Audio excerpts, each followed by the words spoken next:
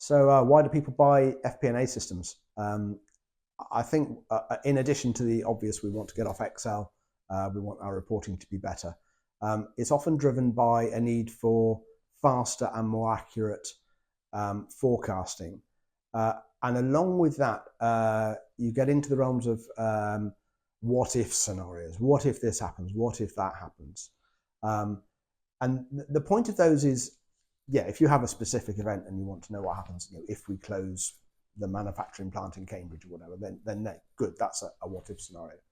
But there's another type, and that is, how sensitive are we to external events? What's the sensitivity analysis on our forecast?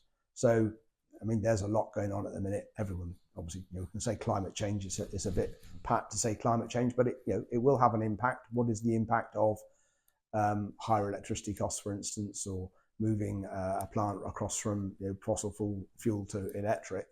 But war in the Middle East is is a possibility. Maybe we're there already. You may not be able to do much about the actual events, but knowing the sort of impact it's going to have on your business and how you might react and thinking ahead of time is quite useful to do. And the key to that is being able to forecast and do what if scenarios quickly.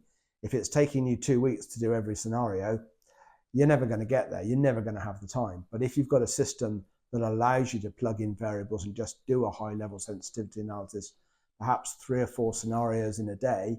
I've seen people do a new scenario in a board meeting with our software. So that takes a bit of confidence.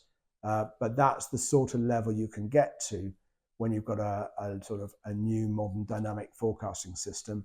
And I think the way change of all types is coming at us nowadays, it's not going to slow down, I don't think. So I think it's going to be, it's a trend that's here to stay.